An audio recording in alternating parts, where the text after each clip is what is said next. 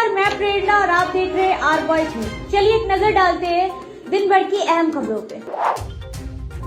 High court को सोमवार को बताया गया कि मैरिटल रेप का अपराधीकरण किए जाने से पत्नी के नाक कहने के अधिकार का सम्मान होगा और यह स्वीकार करने के बारे में होगा कि विवाह और सहमति को अनदेखा करने का एक सार्वभौमिक लाइसेंस नहीं है। हाईकोर्ट के समक्ष मैरिटल रेप को अपराध घोषित की मांग पर अपना पक्ष रखते हुए गैर सरकारी संगठन RTI फाउंडेशन ने यह दलील दी है। तेलंगाना के मुख्यमंत्री चंद्रशेखर राव का मंगलवार को एक बड़ा बयान सामने आया है।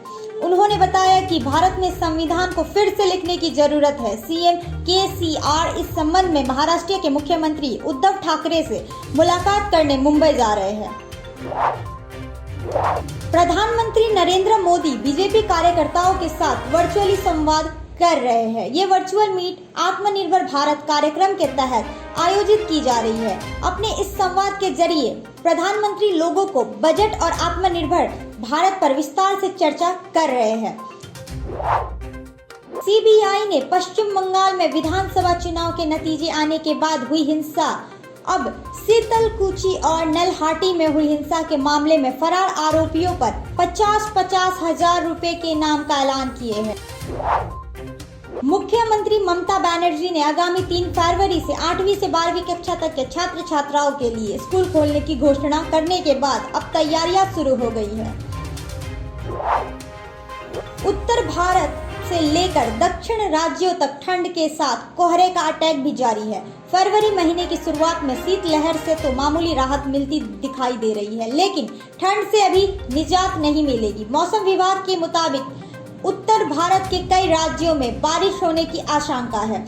साथ ही दिल्ली, NCR, हरियाणा, राजस्थान से लेकर बिहार, उड़ीसा और बंगाल तक कोहरे का प्रकोप भी परेशानी बढ़ा रहा है। स्वामी प्रसाद मौर्य की सीट बदल दी गई है। अब स्वामी प्रसाद मौर्य कुशीनगर की फाजिल नगर से विधानसभा चुनाव लड़ेंगे। पहले वह पौडरौना विधानसभा सीट से लड़ने वाले थे। कोरोना प्रतिबंधों के बीच संसद के दोनों सदनों की कार्यवाही का समय बदल दिया गया है। आज राज्यसभा की कार्यवाही सुबह 10 बजे ही शुरू हो गई। इस दौरान सांसदों ने मलेशिया में ज्वालामुखी विस्फोट में जान गंवाने वाले लोगों की याद में मौन रखा और इसके बाद फिर चर्चा हुई। वित्त मंत्री निर्मला सीतारमण द्वारा मंगलवार को संसद में पेश किए गए आम बजट के बाद आज पहली बार संसद में चर्चा होगी। बजट सत्र के तीसरे दिन यानी आज कांग्रेस के पूर्व अध्यक्ष राहुल गांधी अपनी बात रखेंगे। पिछले 24 घंटे में भारत में कोरोना के 1,67,059 नए मामले सामने आए हैं, जबकि 1,192 लोगों की मौत हो गई है। भारतीय जनता पार्टी के नेता और पूर्व जिला पंचायत अध्यक्ष दीपू सिंह और उनके बेटे कर्मवीर को औरैया जिले में एक पुलिस अधिकारी को गाली देने के मामले में गिरफ्तार किया गया।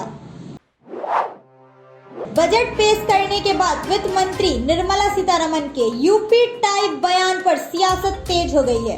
कांग्रेस का कहना है कि चुनावी मौसम में ऐसा बयान देकर वित्त मंत्री यूपी की जनता का अपमान कर रही है। आंध्र प्रदेश के प्रतिष्ठित जिन्ना टावर को राष्ट्रीय तिरंगे में रंगा गया है। ये टावर पाकिस्तान के संस्थापक मोहम्मद अली जिन्ना के सम्मान में नामित किया जाने के कारण लंबे समय से विवादों में घिरा रहा है। सांप्रदायिक पीच को बढ़ाने के प्रयासों को दबाने के लिए गुंटूर नगर निगम ने मंगलवार को संरचना को भारतीय ध्वज के रंगों में रंग दिया और संरचना के चारों ओर लोहे की बाड़ लगाई। स्वदेशी जागरण मंच ने वित्त मंत्री निर्मला सीतारमण द्वारा पेश किए बजट पर सवाल खड़ा करते हुए कहा कि रोजगार के अवसर बढ़ाने पर बजट जोर नहीं दिया गया है। साथ ही कहा कि बजट में छोटे उद्योग को बढ़ावा देने को लेकर बहुत सीमित प्रयास किए गए हैं। जम्मू कश्मीर के शोपिया जिले के नंदीग्राम इलाके में आतंकवादियों और सुरक्षा बलों के बीच मुठभेड़ शुरू हो गई है। जम्मू कश्मीर पुलिस के सूत्रों के अनुसार मुठभेड़ में एक आतंकवादी को मार गिराया गया है और आतंकवादियों के खिलाफ सैन्य कार्रवाई जारी है।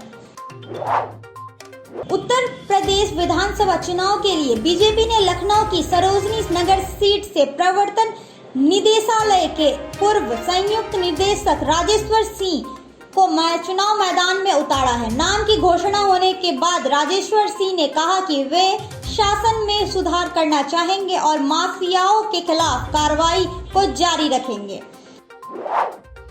छत्तीसगढ़ के जसपुर इलाके में एक बस दुर्घटना हो गई। यह घटना दुलदुला के पास हुई। इस संबंध में पुलिस ने बताया कि इस घटना में 3 लोग घायल हो गए हैं। सुप्रीम कोर्ट ने मंगलवार को निर्देश दिया कि बाल तस्करी के शिकार बच्चों की गवाही या तो जिला अदालत परिसर या उच्च जिले में जिला कानूनी सेवा प्राधिकरण के कार्यालय में वीडियो कॉन्फ्रेंसिंग के जरिए दर्ज की जाए, जहां बच्चा रहता है। संसद तक पहुंच गई पश्चिम बंगाल सरकार और राज्यपाल जगदीप धनखड़ के बीच जारी लड़ाई। प्रधानमंत्री नरेंद्र मोदी ने तृणमूल कांग्रेस के नेता सौगत रॉय पर मंगलवार को तंज कसा। दरअसल बंगाल के नेता ने पीएम से राज्यपाल जगदीप धनखड़ को हटाने का अनुरोध किया। पीएम ने जवाब दिया कि अगर रॉय सेवानिवृत्त होते तो वह इस कदम पर विचार करेंगे। सरस्वती पूजा 5 फरवरी को है। ऐसे में शहर का बाजार देवी सरस्वती की प्रतिमा से सज रहा है। विधान मार्केट, महावीर स्थान सहित अन्य कई स्थानों पर देवी की प्रतिमा सहित पूजन सामग्री खरीदने वाले पहुंचने लगे हैं। ऐसे ही लगातार अपडेट्स के लिए बने रहे और देखते रहे आर वॉइस न्यूज। फिलहाल मुझे दीजिए इजाजत। धन्यवाद।